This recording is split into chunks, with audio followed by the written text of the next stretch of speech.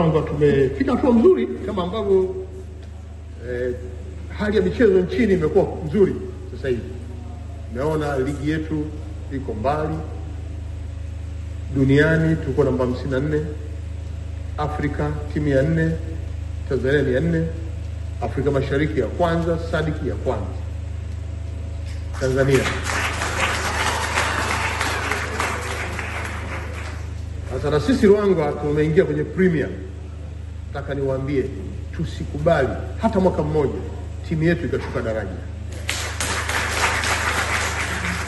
Madhara ya kushuka daraja kwa timu, usikubali yaingie Ruangwa. Nitakuja kunikumbuka.